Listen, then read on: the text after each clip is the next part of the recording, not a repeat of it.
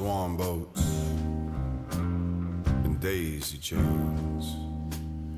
Can't seem to recall my true given name. I see my footprints, how they come, how they go. Was that yesterday or only a moment ago? My heart is gone. I've gone cold.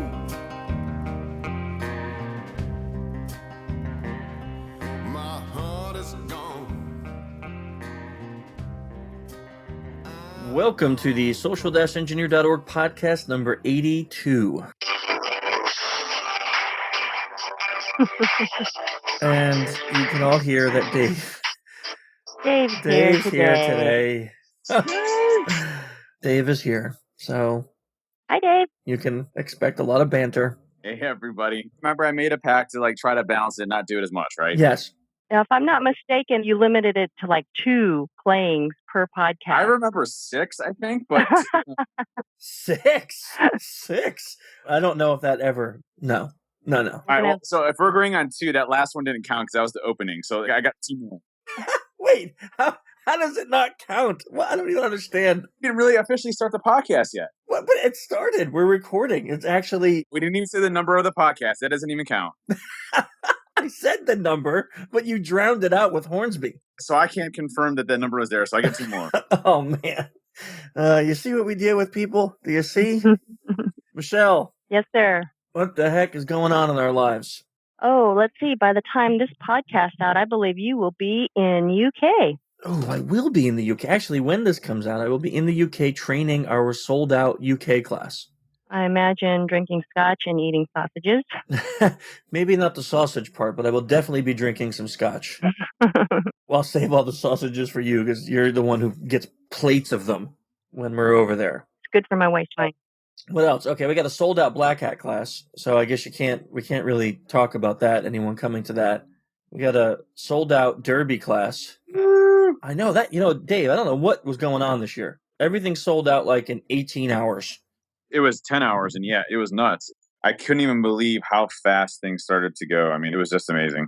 Really ridiculous. I thought you were joking with me when I got the email saying the class was sold out, but it was Erin, so I figured, well, she doesn't normally harass me like Dave, so it must be real.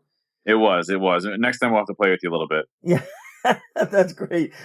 Your class is being canceled for lack of attendance. That's good, thanks. So there's really nothing left in the year, Michelle, except for our OSINT class in Texas. Yeah, I mean, I think if folks aren't in, then the best they can get to saying hello to the 3 of us is to come say hi at DEF CON. DEF CON, that's right, because DEF CON is right around the corner. This year we have a bigger space, so the SE Village is really slammed out. We're running a much more better Mission SE Impossible for Thursday. I mean, we got some really great tech for that. Then the SE... More better? More better. Way more better. Then we have the SECTF Friday and Saturday. We have the podcast on Sunday. I don't know if Dave's going to stick around and be with us or not, but maybe. I know Trusted Tech is sponsoring the SE Village, so Dave will be there because he's also speaking at the SE Village. So. Oh, oops, yeah. Yeah. So he has to be there at least a little bit. So if you want to see Dave, you can come there for that. What's the dates? We need to give people dates because Ping's not here and she'll be upset if we don't give dates. I'm looking it up. She's here in spirit, though. She is here in spirit. So August 4th, Mission SE Impossible. August 5th and 6th, SECTF. August 6th is SECTF for kids. August 7th is the podcast. And then the evenings of August 5th and 6th are the SE speeches in the human track for DEF CON. So it's going to be a pretty hectic time out there. And then we do have... But fun. Fun, of course. I mean, Michelle will be there hugging lots and lots of people. That's her favorite thing to do. That's TBD. Really? Whether or not I'll be hugging, yeah. This is how we sell it out. What? Yeah. Well, I'm not going. I know. Dave will be there to do hugging, though. Dave's always there to do hugging. Always. Dave did so much hugging last year that I think 20 minutes of our podcast was him hugging everyone in the room while leaving. That was very true. Yeah, that's very true. Yeah, there's video to prove it too. So yes, Yeah, very, very true. We have some big things planned for Derby. We can't announce them yet because we're not confirmed 100%. As soon as we are, we will be discussing them all over this podcast. Can you announce them? I can't. You guys haven't told me yet. So we'll be at Derby for sure. We got our training. I hope I'm speaking. We'll see. And we're going to be running some event at Derby. An event will be run that involves social engineering at Derby. So all I can say is, well, I would like to say try to get there, but it's sold out in like 15 seconds. So if you haven't got your ticket, I'm not really sure what you do besides maybe trying to sneak in or buy one on the street. I'm not really sure. What can they do, Dave, if people want to get in and they can and there's nothing left? Try to get them next year, I suppose. Yeah. Just a heads up, the bands for DerbyCon this year, Oh yeah. the Wu-Tang Clan. What? Yep. And another techno group called Panty Raid. Wait, how did you get Wu-Tang Clan to come to Derby? Dude, Martin Boss, man. He's the architect. Yeah. Wu-Tang Clan coming. Method Man and Redman will be there. Yeah, Martin. Oh my gosh, that's so awesome. Yeah. Martin is the man, isn't he? He knows his music, people. Martin gets all the credit for doing this, man. He hooked this whole thing up. Couldn't even believe it. He did it under secrecy, too. He's like, hey, I think we got Method Man, Redman. I'm like, when were you even talking to them? He's like, yeah, I've been working on this for like a while. I'm like, oh, this is awesome. Wow. That's quite impressive. I don't know what you're going to do every year. You see, you keep setting the bar, and then the bar keeps getting higher, and then, like, you're going to, I don't know what you're going to do. I guess that leads us right into our guest. So, I mean, really exciting about Derby. Well, I'm sure we'll be talking more about it in the coming months with some big announcements. But our guest today, we have a repeat guest because the first time this guest was on, everyone loved the podcast so much with him. Really informative and great guest, Michael Basil. So a lot of people know him from the books that he wrote about kind of disappearing on the internet, and the courses that he teaches at both Black Hat and other places. And he wrote a book recently with a guy named Justin Carroll. So we're going to get Justin and Michael on the podcast today, and we got a bunch of great stuff to talk about. So just going to take a quick pause. Oh, Dave is back. How you doing today, guys? Outstanding. Thank you for having us on. Hey, good. Thanks so much. Thanks for coming on. So let's start, Justin. Maybe this is your first time being a guest on the podcast. Maybe you could tell the listeners a little bit about you, who you are, what you do. Absolutely, yeah. So I started out in government, much like Michael. 8 years in the military and special operations community, a couple more years with some other government agencies, and moved on from that, worked as an instructor at a special operations course for a number of years. And now I'm on my own teaching much the same thing and usually still the military guys. And I actually met Michael through my last job when we brought him down to teach a course for our staff there. And like other military or other government organizations. That's very nondescript.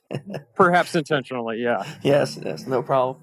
And Michael, just for those, I know many people loved the last time you were on, but maybe just give us a little history on you too, for those who are tying in for the first time. Sure. So I'm also a recovering government employee. I spent 18 years in law enforcement. 10 of those were with the FBI Cybercrime Task Force, mostly computer crime. That was anything related to cybercrime. And about 2006, I got really into OSINT, open source intelligence. And now that's what I focus.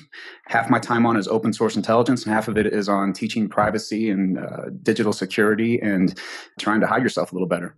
Yeah, so kind of the way we met was you and I, we met through a fellow OSINTer, Nick Furno, over in the UK, and had a really great discussion about just that. I remember the first time you came on, your book about disappearing on the internet, like erasing yourself off the web, had just come out, and it was a fascinating topic that a lot of people were talking about. So now things kind of have taken a turn, right? The OSINT has more people involved in it now. Oh my gosh. Right. It seems like OSINT's the key word of keywords at this point. And Yes. I know you know that as well. You teach it quite a bit too. So, I feel like my whole life has been just right place, right time constantly, and just been real lucky with that. But OSINT, really, the information online that we have available to us is kind of like one of the primary things we need to search now, whether you're doing pen tests or even social engineering attacks. So, what's funny is I feel like I wear two completely different hats. And one is the OSINT side. Let's go find information about people. And the other is, okay, let's hide our information about ourselves. And that's really kind of where Justin and I met and started working on how do we teach people how to properly protect themselves. Right. And this was an interesting conversation that you and I had, Michael, about which kind of spawned this podcast, which is, are there ways to use social engineering, maybe not from the attack perspective, but from the defense perspective? What do you and Justin think about that? For me, it's a lot of my removal techniques of forcing companies to take your stuff offline is completely revolving around social engineering. Because if you just tell companies, hey, I want you to do this, they won't. But, as you know, when you trick them a bit, maybe give the sympathy to them, all of a sudden they kind of weigh in heavily. I know that Justin's had a lot of experience using social engineering more in the physical side of things, and I can kind of let him chime in on that.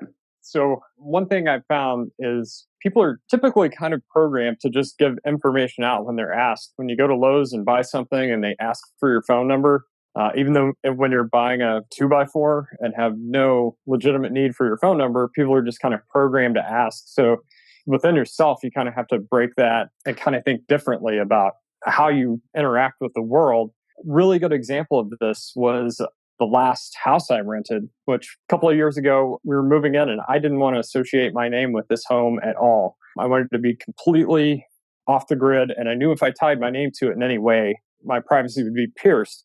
So my girlfriend and I kind of developed a pretext and went to the landlord and said, hey, this is a great home. We want to move in. Unfortunately, my ex-boyfriend there's a potential he may try to track me down and kind of been known to have some violent tendencies in the past. I'm not sure where everyone's moral compass might fall on that, but it was great results for us. We paid in cash. We were able to leave everything in the landlord's name and just pay them as we went. And there was never an issue. It's actually one of the best setups I've had yet. So I have a quick question, guys, for people that are sort of getting into the field and are introduced to the field, and even people who have privacy issues. I have heard two schools of thought where there's one way where you just try to kind of completely disappear, erase everything that you can online and to do it that way versus creating chaff, just creating a lot of information that misdirects people who might be looking for you. So do you guys have a philosophy or a tendency or a recommendation that you can make? I think it's both. I think you today have to have both.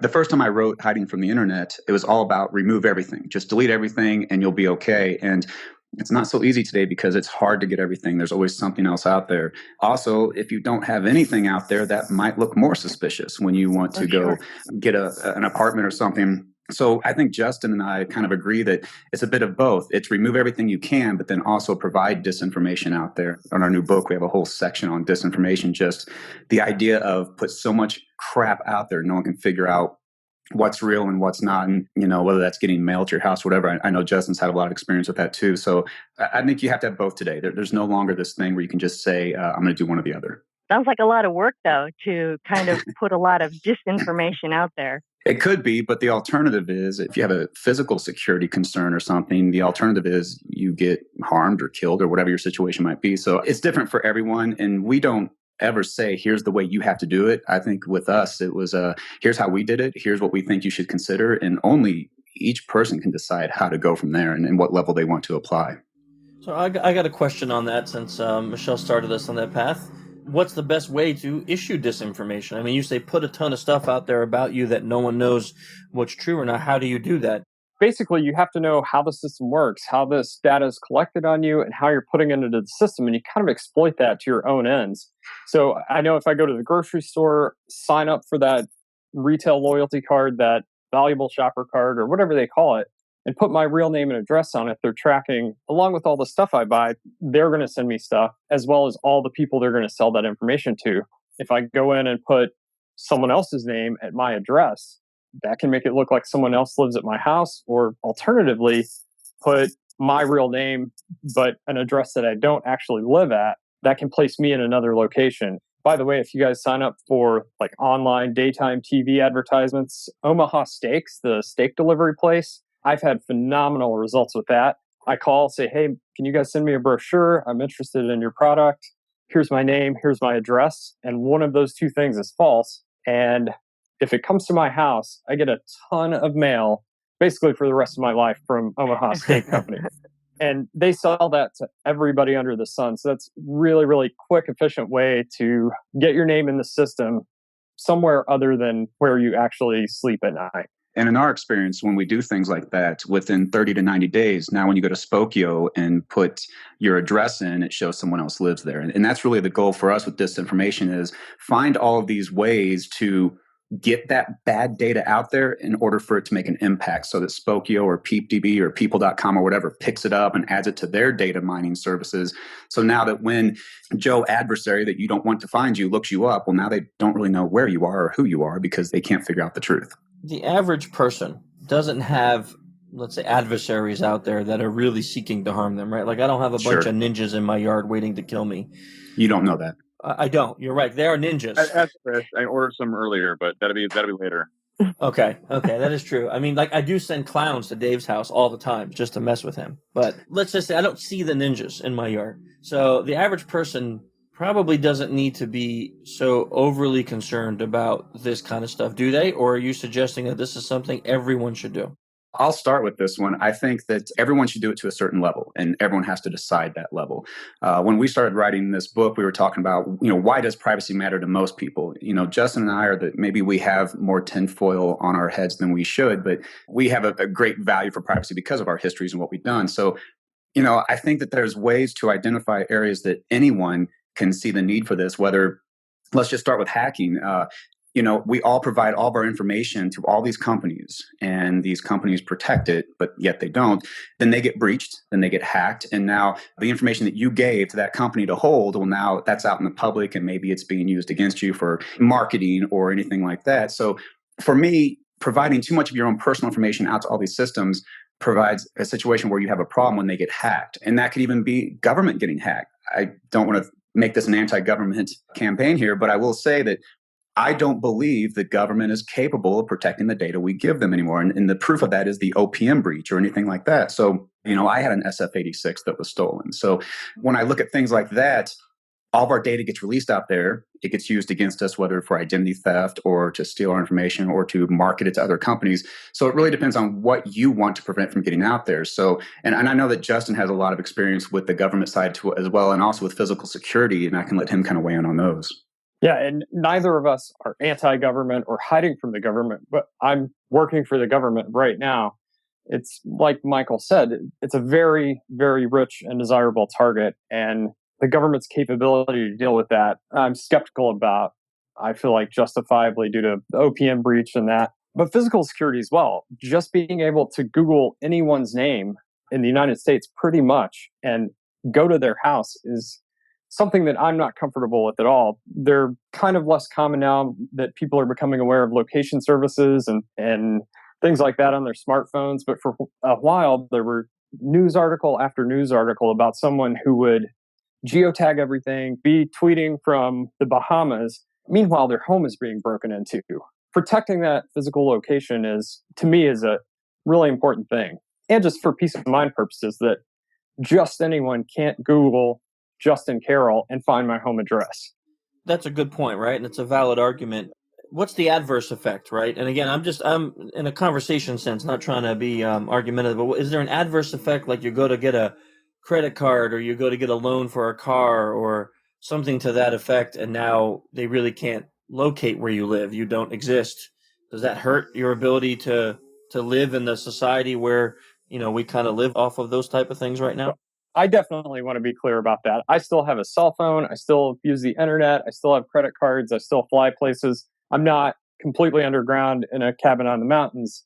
Michael and I both participate more or less fully in society. It's not that we don't have all these things. It's just that it's not immediately apparent that they're tied to us. Does that make sense? It does. Yeah.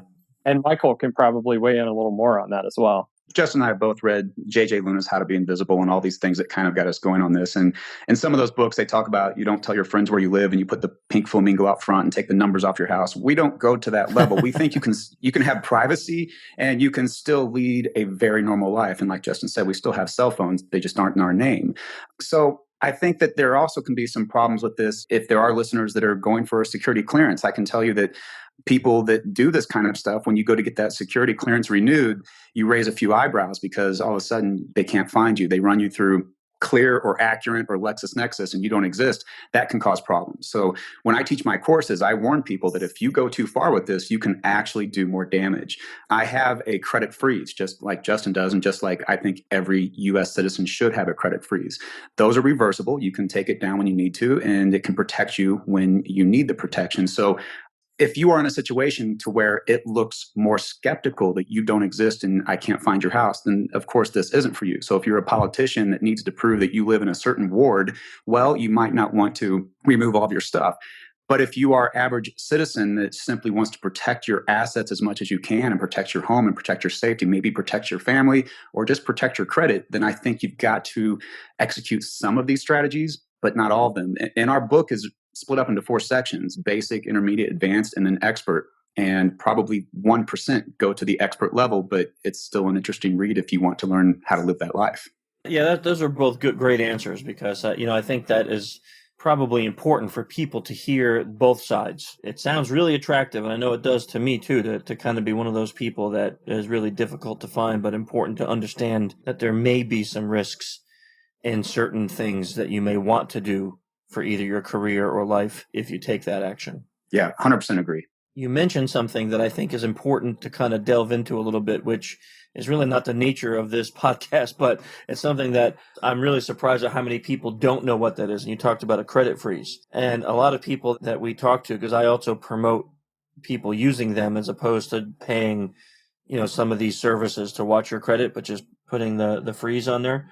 So maybe you can tell a little, what is that and how do people do that and how much does it cost? I think this will get a lot of people interested. Sure. So a credit freeze basically locks down your credit 100%. No one can open up new credit in your name, including you, until you unfreeze it. So you contact the 3 major credit bureaus, which there's kind of a 4th one out there called Innovis, which you may want to do as well. And you send them a letter saying, I want a credit freeze. And here's a copy of my driver's license to prove I am who I say I am. And they will freeze your credit. You'll get a PIN number. And if you don't have that PIN, you can't unfreeze your credit. Then what happens is when the hacker, grabs your social security number from the latest data breach that you don't know about yet, and I try to open up a line of credit, I can't. You have a credit freeze. When I try to open up or get electricity in your name under your social security number because I don't have good credit, I can't. You have a credit freeze. That way, you're protected. And a lot of people recommend these, including people like Brian Krebs that really dig into this stuff. And I think that there's really no more excuses for people not to have one. Years ago, it was something you should consider if you've had problems with credit or with hacking. Today, I think it should just be mandatory. Now, how do you get one? You write the letters, but there is a $10 fee per credit bureau. However, if you've been the victim of identity theft or other different types of crimes, almost every state will waive that, and some states will waive it, some won't. So if we want to tie in a bit of social engineering here, all of these credit bureaus basically say, why should we give you a free credit freeze? That involves a police report showing that you were the victim. How do you get a police report? Well, in most cities, just tell them, hey, something weird's going on in my account. I think I've been the victim of identity theft. And 9 times out of 10, they will give you a template report with a case number that says, congratulations, you're now identity theft victim. And that usually suffices for these accounts. Now, we're not encouraging fraud, of course, but there are some states that will say basically, if you believe that you've been the victim of identity theft, you should contact the police or you should make a report. Well, that's a really, really wide way to look at that. And I've had several of my clients just go to the police department and say, I've got some weird activity in my credit card. I think I'm the victim of identity theft. I'd like to report it. I don't expect you to do anything about it. I just want a report made. And the law enforcement personnel roll their eyes. They give them a form to fill out. Here's your case number. Get out of here. Well, now you probably just qualified to waive that fee for the rest of your life. We found one other big benefit with credit freezes. They also protect your address. So all these soft inquiries on your credit for pre-approved credit card offers and that sort of thing, they can no longer do those soft inquiries, which means they no longer have access to your credit report, which means they no longer have access to your address. So 2 things there. You don't get junk mail from Discover, and your address remains a little more private.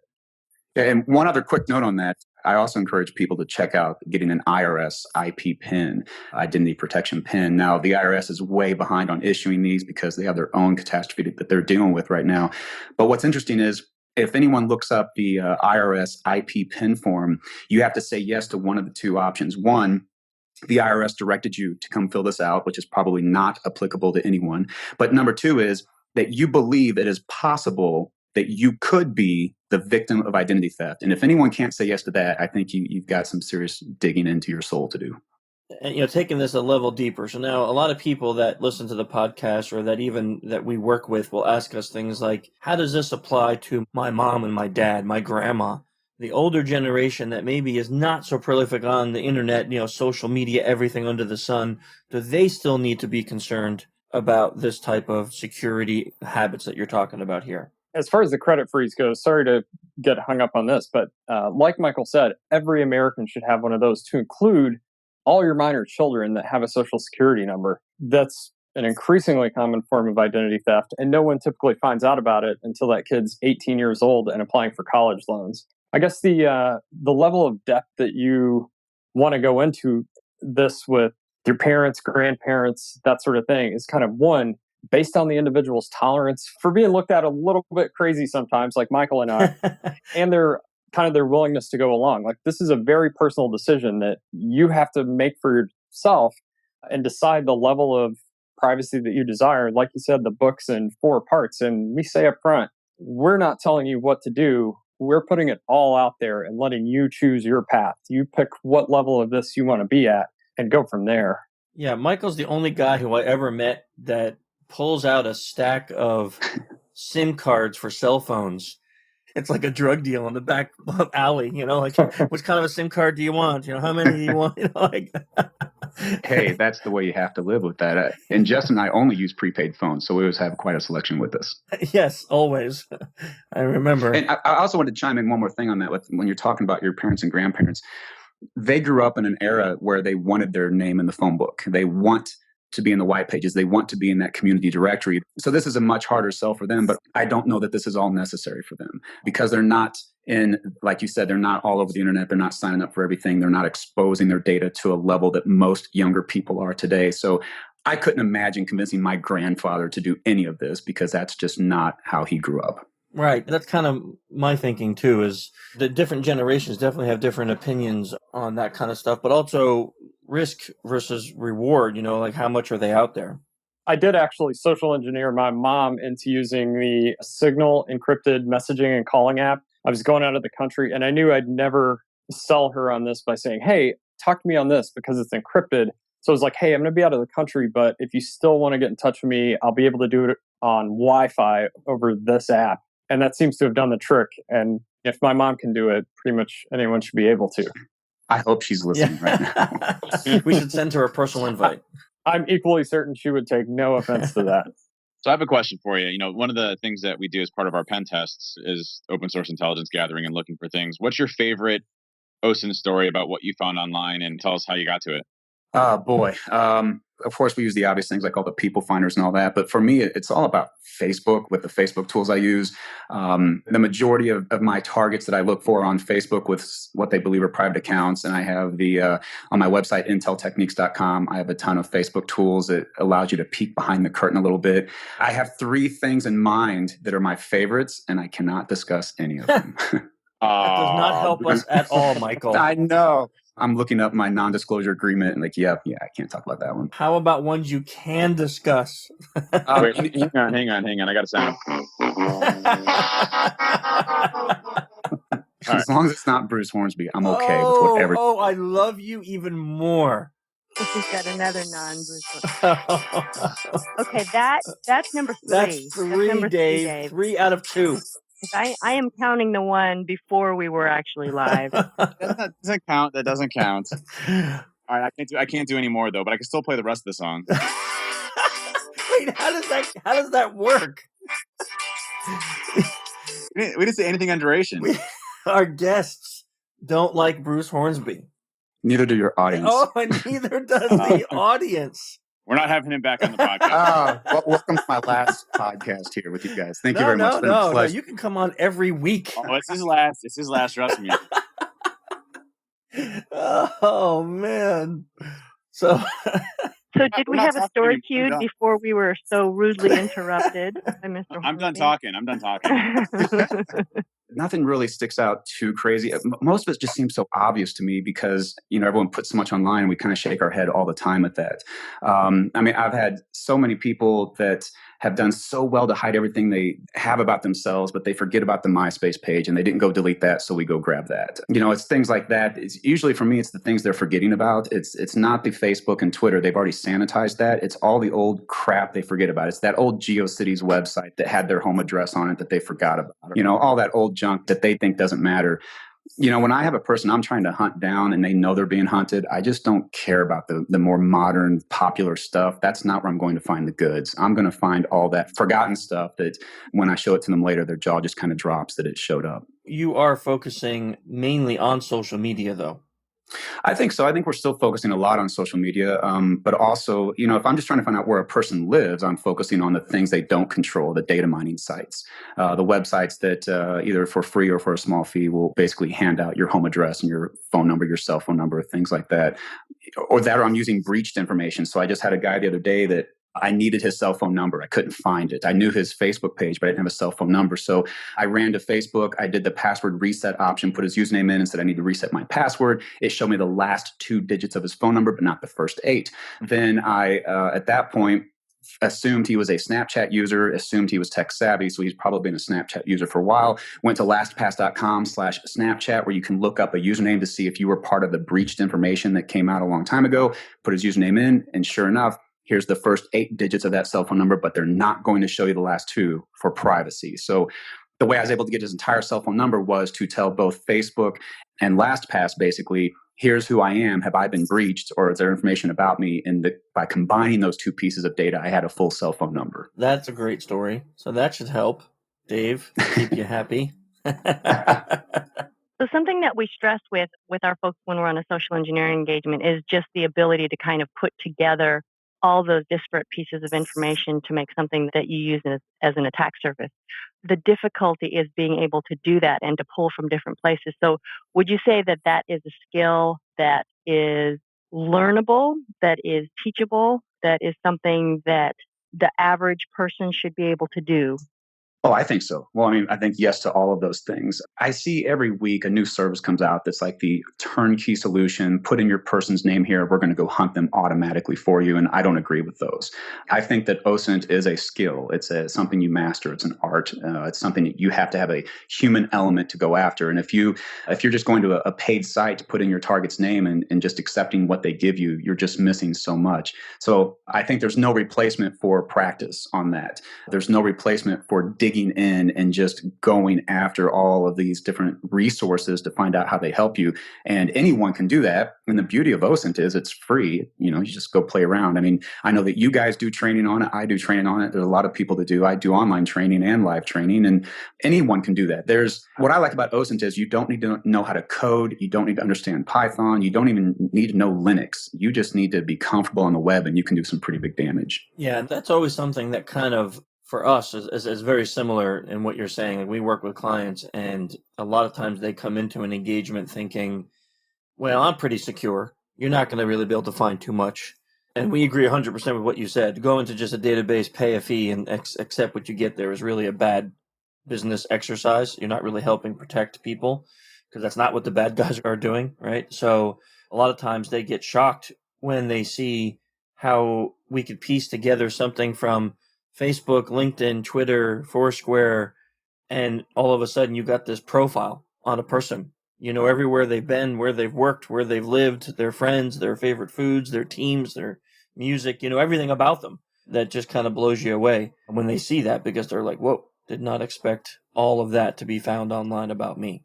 That's another piece of this too. A lot of people assume, especially like my age and older, oh, I don't have a Facebook page, or I'm not on Instagram or Twitter, so there's probably nothing about me on the internet. But that's a lot of these information sources aren't just the elective ones that are going out there, although those are certainly the most rich environments for collecting OSINT. What were you saying, Michael?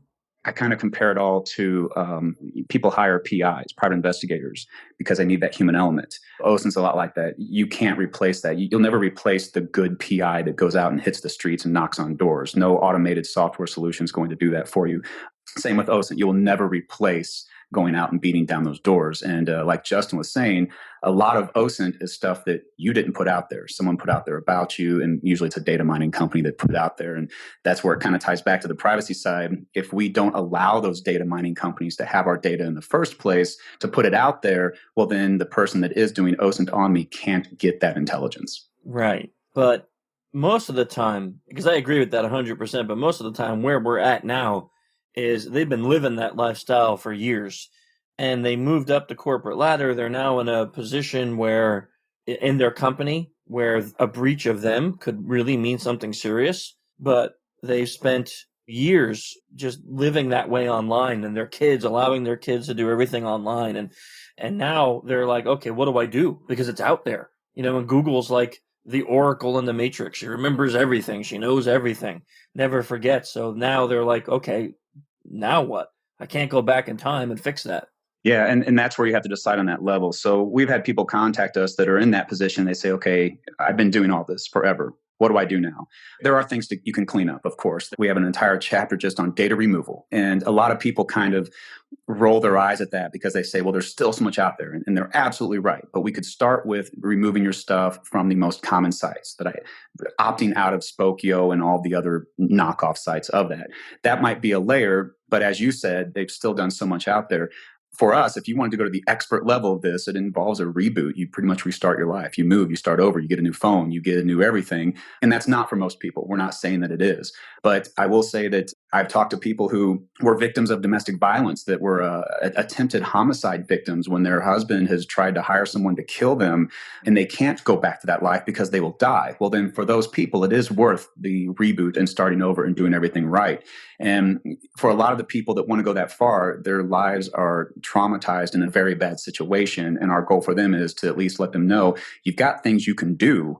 And that kind of comes back to the physical security side that Justin was talking about. So it's really, again, it's up to the level you want to take it to. But for that CEO that's just basically done a bunch of stupid stuff online, you won't ever clear all that up. The internet doesn't forget, but you can protect at least your home and things like that. Yeah, that's probably a good thing for people to hear, right? Because they feel that there is no way to clean it up.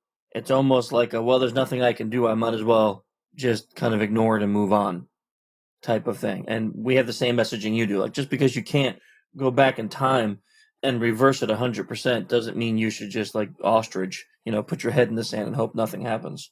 Yeah, and what we've discovered too is once you jump into this, at least for Justin and I, you get kind of addicted to it, and now it's kind of the hobby. Like, I'll be the first person to say one of my hobbies is privacy, and I love it. I love this stuff. So you'll be surprised what you look at as an obligation that you don't want to do turns all of a sudden into something you look forward to playing with. Yeah, I thought you were going to say it becomes an addiction, and as far as like OSINTing people. I didn't want to go that far, but if you want to open that door, you bet. I'm a troubled, broken person. No, I mean, because I agree with you. It does. Like, my kids, my daughter especially, she gets mad at me because she'll tell me about a new friend, and it just becomes habit. I'm not doing it to be creepy. I'll just find out what her parents do, where she lives, what school, and then all of a sudden I know things about her friend, and she's like, "Come on, why do you got to do this to everyone I mention?" And I'm like, I got to know if they're safe. I'm not being a creeper. I'm just being practical and safe. I'm your dad. I think it's called parenting. Yes, exactly. But it does, to the parents who don't know how to do that, it does kind of freak them out when you meet the first time and basically everything about them. Yeah, maybe you should hold some of that back. Yeah, that's probably the good part, like not walk up and say, "So, how was that pasta the other night?" Something like that. Make a note. Hang on, I'm making a note about that. Oh, okay. See, you are learning something here. Always learning. It's a really interesting topic. The first time you came on, we kind of focused solely on how to disappear online. Now we're talking kind of how to reverse that, right? You can't disappear. So how do you blend in, and how do you use disinformation? And I will say that one of my favorite tools, which Justin actually first introduced me to, is the combination of Blur and privacy.com. And I'm sure he can do a better job explaining those. And if Justin, if you can explain those, I think that would be probably some value. Yeah, absolutely. So Blur there's two tiers of it. There's a paid version and a free version. The full paid version, it's almost a one-stop shop for a lot of your privacy needs. So it offers masked email addresses every time you need an email address for a service, because I don't like tying 15 different services and accounts to the same email address. It will give you a masked, unique address that will forward mail to your normal Gmail, whatever inbox. It's got a built-in password manager if you are trustful of cloud storage, which I don't think either of us are super comfortable with, but the option's there. It offers masked phone numbers, which gives you a phone number that will forward calls and texts to your mobile device. So you don't have to give out your real phone number, but you can still get calls into it and out of it if you want to install the app on your phone. And probably the biggest thing that I use Blur for is one-time use credit card numbers. So I give Blur my credit card number. This feature is not available on the free version. This and the mass phones, that's the big distinction between the paid and free. But I give Blur my credit card number. When I go to make a purchase on the internet, I go to Blur and say, hey, Blur, this is my total on Amazon.com. I need a new credit card number. It'll generate me a credit card number. I can use it more than once if I want, but in the interest of not tying a bunch of transactions together, it gives me a credit card number, an expiration date, and a CCV, and a billing address. So all this is going to come back as completely valid. On the shipping line, I put whatever name I want, whatever address I want. The merchant gets their money. My credit card company pays Blur, and everybody's happy. But I can send that to my house in an alias name, which will, again, creating that disinformation in my house. But the biggest thing is if that credit card number is compromised, it's useless now because it now has a zero balance. Blur is going to recognize that as spent.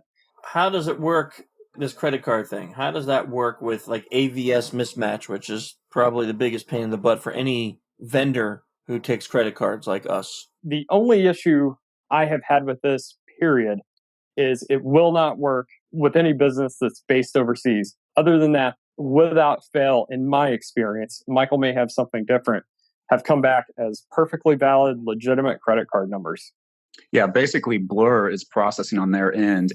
When you get issued a credit card number, a one-time use number, you are issued a expiration and a security code for that one-time use number. So that's, you have that 3-digit code to match. And then when Blur gets that charge from Amazon with that 3-digit code, it's saying, yep, that's good, you're good to go. And now that number's dead according to Blur. So therefore, if anyone hits Blur again with that number, which Blur owns it, they own it through a bank, they don't let it go through again. So we like the one-time use. You could make it more than one, but basically when I make an order, just like Justin said, I go to Blur, I get the card number, the expiration, and the security code, provide that to the vendor. They prove to Blur that they know that, Blur accepts it, and then Blur charges my credit card behind the scenes.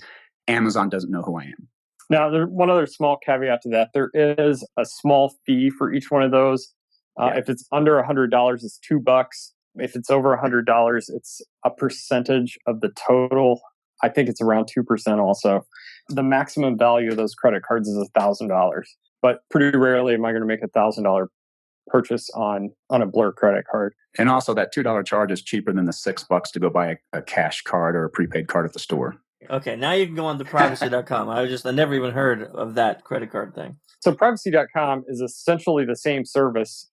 Big difference, it's totally free. The downside to it, you have to tie a bank account to it, and it's not going to issue you credit. It's going to withdraw funds directly from your checking or savings account. Same underlying purpose. You create one-time credit card numbers. You use those numbers. You don't have to worry about them being spilled, and you always have a valid, which is sometimes the problem with prepaid cards. Sometimes registration can be tricky. If you're buying something online, I've been flagged more than once for invalid billing address. Between the two of those, it's rare that I put anything on my credit card. My credit card just shows a bunch of transactions from Blur. My bank account shows a bunch from privacy.com. And on that side of it, right now I like privacy.com better just because it's free and I've got it all running the way I like it. But, if part of your pretext is that your name is Fred Smith and you live at 123 Main, well, I could actually give you a credit card now that you could run as Fred Smith at 123 Main, and it'll come back good because any name or address you give it are just accepted by those services we just talked about. So if you need to sell it that you really are that person's name and you really live at that location and you have a merchant, you can actually buy something with that information and it comes through as valid, and they will just assume that you really are that person. Interesting. Very interesting. So all you got to do is just hope and pray that neither Blur or privacy.com ever get hacked. Absolutely. I will say we watch our balances very closely with the account. Yeah. For the people saying, well, now you have to give your social security number and all that.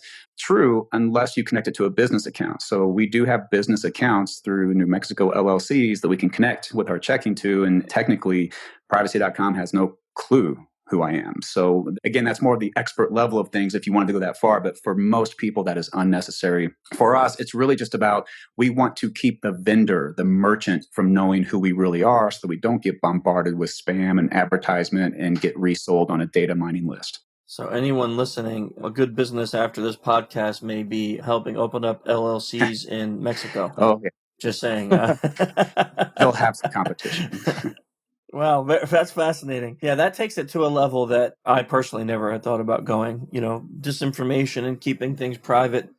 I get all of that, but you guys definitely do take it to a whole new. So I can give you an example of when that would matter. So I had a client, she quasi-famous, and she moved because of threats. And she didn't want anyone to know where she lived. And she did a great job. We got her all set up. And one mistake she had made, she had ordered something from Amazon and she had it sent to her house in the alias. So we're good there. The problem is she paid with her real credit card and her real name, which shouldn't matter. The package isn't going to her. It's going to her alias. Well, what happened was the third party that sold that product through Amazon added the biller of that product to their database, which was resold to other people who send out catalogs. And within 30 days, she's receiving junk mail in her real name at her house when she's trying to hide from the thing she's trying to hide from. And then within 90 days, you could go to Spokio, put her name in, and see her address. So the billing that you use, the form of payment that you use, if that's in your real name, that just makes it out there and gets resold and gets added to different databases. And now you're exposed again. So, depending on the level, you have to think of all facets of how this stuff is populated. And there's no way to stop that. There really isn't. I mean, besides going to all these methods that you said, there's no way to tell these companies, no, you're not allowed. No, absolutely. Because you can tell them that, but they're not going to listen. That's not how they make money. Data mining companies make their money by selling your information. You can opt out, and great, you're opted out now. And then tomorrow you open a new credit card in your name at your home address. Well, now you're back in. You're no longer opted out. So staying out is hard. That's why, depending on the level you want to take this, you have to go all the way, and you have to basically say, okay, well, then I'm going to make it to where you cannot populate my data in there anymore. So when we go through the book and tell people, here's how you can clean up, we also make it very clear that you've got to change your habits from now on. Yeah, and that's not always easy. No, not at all. For people, because some of those are ingrained. Yep. We have a lot of avid readers that listen to the podcast. So we started this. Well, I think it was way back, even the first time you were on, Michael, where we asked our guests if they have any books. And it doesn't have to be related to this industry. It doesn't have to be related to even this topic. Just a book that you enjoyed reading recently that you could recommend. Yeah. So I'll start. I just reread Bruce Schneier's Data and Goliath because I get asked some of these questions often of, well, why should I care about privacy? Or my data is not really out there. And he did such an amazing job in Data and Goliath about basically convincing you, here's why you should care about your privacy. So I kind of steal some of his talking points when I'm talking to clients about why they should care. He's just one of those guys that thinks that there's no use in pretty much security awareness, though. So I'm okay. Don't get Dave and I started on that.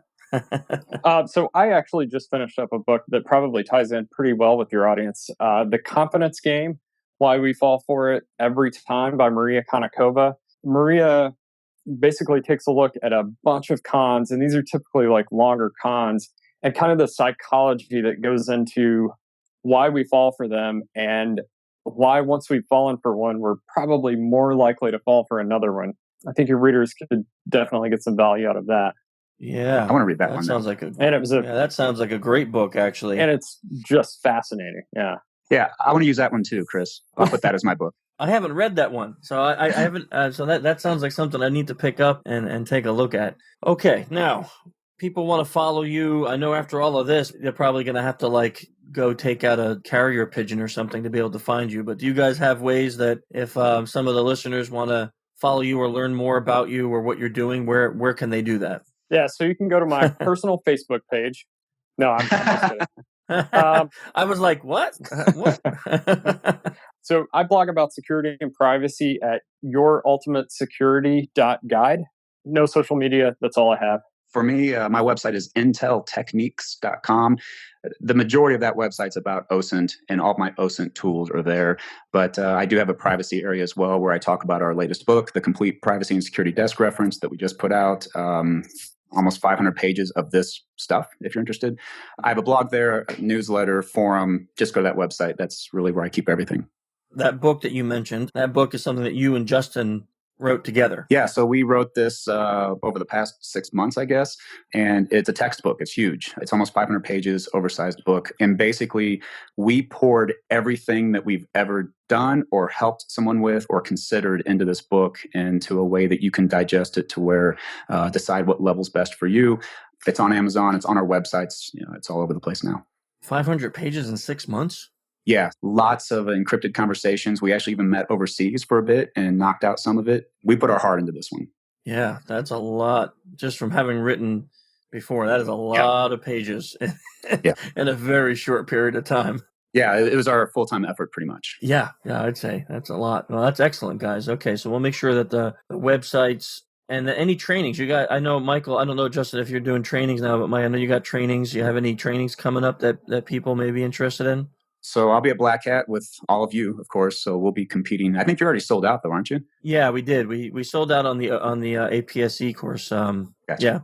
I'll be doing 2 courses. I'll be doing a 2-day advanced OSINT and a 2-day privacy and security crash course, kind of loosely based on the book. And that's pretty much it. I know most of Justin and our trainings are private for organizations, but I can let Justin weigh in on that. Unfortunately, all of mine is for government military currently, but I will be at Black Hat, so maybe I'll see you. Awesome. Yeah. If you're out there with Michael, yeah, we'll definitely be there. See you guys. So, okay, anyone's listening, we'll have the websites on the show notes and the books listed there too with links to them, as well as your book, I imagine, for sale on Amazon, and they can get it there, as well as I know on Intel Techniques, because that's a site I visit often. You have the books section there where you have all your books that you wrote over the years. Yep, correct. And actually, from the last time we were talking, Michael, you had quite a few books on that page now. Yeah, so the other one I'm most interested in, aside from the privacy and security, is the 5th and final edition of the OSINT book. I've been putting out this OSINT textbook for several years now, and I just put out a brand new 5th edition. It's about 440 pages. And basically, I dumped everything that I know about OSINT, which isn't everything. There's so much more out there that we don't know, but it's all the stuff that I do. And I'm hoping for this to kind of be the last edition of this. It's so hard to keep these books updated, as you know. So this is kind of the last run of that. I was going to say, and final. That sounds pretty definite. Yeah, it is. Well, guys, thanks for coming on the show today. Another fascinating podcast. Really appreciate it. Thanks. Appreciate it so much. Thank you for having us. Well, another great one down, Michelle. Yeah, and after talking with Michael, I'm always like so much more paranoid. So thanks, Michael. I'm looking out my window and people now. Yep. I'm locked all the doors, all my windows locked. My blinds are pulled. I'm sitting in complete darkness right now. And it's broad daylight out and like 80 degrees, and I'm sitting in complete darkness. I'm afraid to go outside. There may be someone out there that wants me dead. Exactly. Ninjas in my front yard. Yes, exactly. Those guys. I can't imagine. I know how important it is, and I know some people need to, especially if you're victims of domestic abuse or some kind of life-threatening situation where having people like these guys is going to be really important to starting over. Yeah, absolutely. But I couldn't imagine going through the process of a different credit card and address and name every time I buy something from Amazon. Yeah, and honestly, the thing that I was thinking is that it feels like it's really overwhelming. I mean, if you've been online for a while, if you've lived for a while and you've just amassed all this stuff, it's how do you really track it all down? And I guess the answer is you can't, but it really does. And if you have been the victim of a breach, you feel like your information is already out there anyway. So I think it's easy to sometimes just kind of want to throw your hands in the air. Yeah, and I find it fascinating and impressive how he's done it, because he's got like 5 books out there. Yeah. He's a black hat trainer and a speaker. Yep. And you really can't find much on him out there. Yeah. besides that stuff. No, he's a pro. They're both pros. So Yeah, it's fascinating and very impressive, because I know for sure both you and I we're not like that. Hey, maybe that should be the competition. No, I'm just kidding. No, kidding. please, no. No, just kidding. I'm kidding. Expunge that thought immediately. Yes. Okay, it's done. Sorry. Maybe we can make it about Dave. Yeah, we're thinking of a competition, folks. Just so you know, we'll let you know more later on. Okay, well, I think that's about it. We said all of our announcements before, so if you want to follow us, the website's social-engineer.org or social-engineer.com. Our Twitter account's Human Hacker, that's me. Sultry Asian, that's Michelle. Our corporate Twitter account is SOC Engineer Inc. And Dave is Hacking Dave. Since he was on, we'll give him that. If you're still on IRC, the irc.freenode.net network, channel social-engineer. I think that's about every way to get a hold of us. You can go to the sites and find that any other ways. Unlike our two guests, we are very much alive on social media. So feel free to follow us on all of that. And we will see you next month. See ya.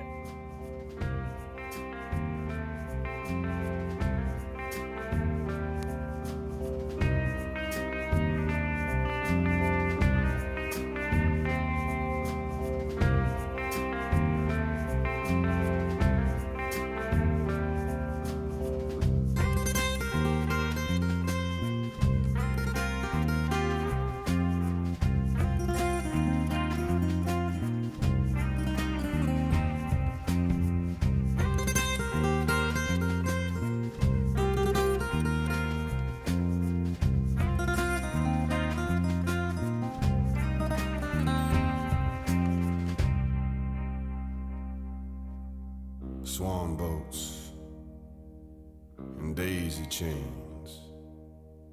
Can't seem to recall any given name. I see the footprints, how they come, how they go. Was that only a moment or many years ago? My heart is gone.